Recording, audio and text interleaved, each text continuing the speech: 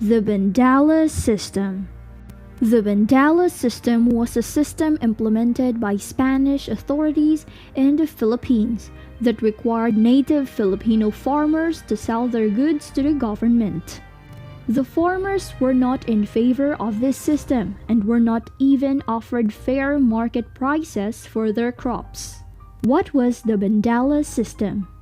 When Spain began to colonize the Philippines, the land was split into parcels and divided among dignitaries and distinguished officers of the military. Parcel owners were required to care for the native inhabitants of his land, providing for their well-being and protection.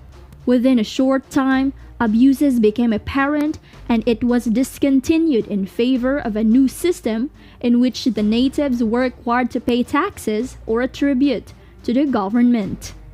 A form of direct taxes that the Spaniards implemented in which the natives were coerced to sell their products to the government at very low prices.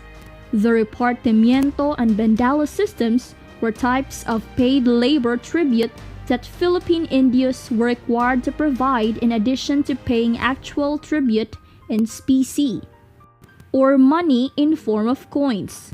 In the 17th century Philippines, the Bandala entailed a compulsory sale of goods to the government, with each province fulfilling a specified quota.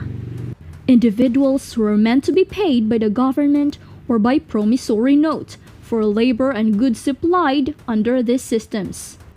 However, chronic financial shortages experienced by the treasury in Manila meant that these debts were rarely ever paid, and both systems therefore came to be viewed by Philippine Indios as another form of servitude or indenture.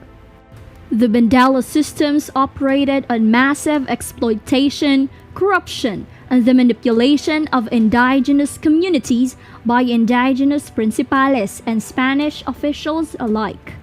In 1620, the Franciscan Fray Pedro de San Pablo issued a damning report on the exploitative nature of the repartimiento and Bandala systems, alleging that royal officials and alcaldes mayores rarely paid for the goods supplied by indigenous communities or for the labor rendered under the repartimiento system. Indios rarely received payment for either labor or goods supplied under the two systems, and the natural consequence was a shortage of specie or money in indigenous communities, which meant that most Indios could not pay tribute to the encomenderos or engage in any other form of monetary exchange. When individuals were unable to pay tribute to their local encomendero or to provide their quota of goods for the Bandala, they could be fined or jailed. Some reports indicated that individuals sold themselves into slavery to pay these debts.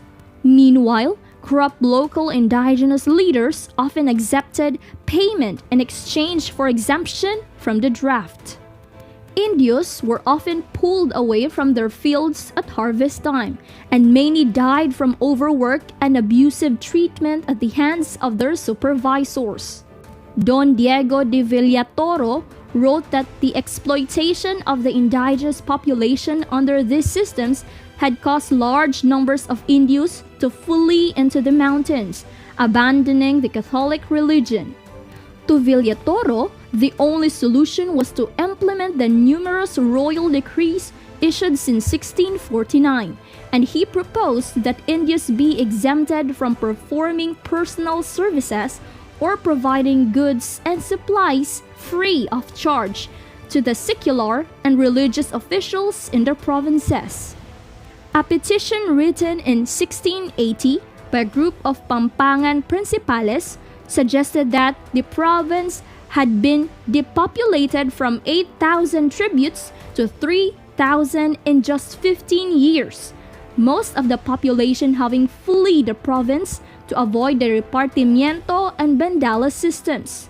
They argued that the Pampangans were forced to work virtually until they dropped dead, and that the only ones paid for their labor were the overseers, who were exempted from the Bandala system. Indios looking for ways to exempt themselves from the Repartimiento and Bandala systems might also enlist on galleons bound for New Spain or simply abandon Spanish towns. Spanish officials recommended exempting only those who provided the most exceptional service to the crown, primarily Indios who had served in the military.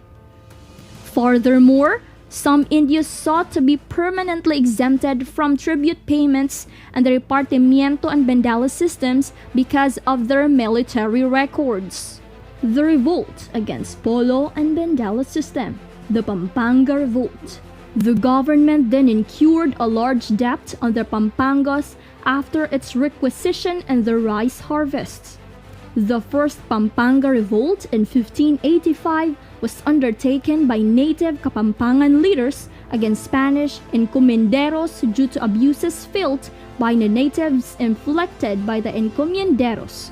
The revolt included a plot to storm Intramuros. However, the plot was foiled before it was even implemented, since a Filipina married to Spanish soldier reported the plot to Spanish authorities.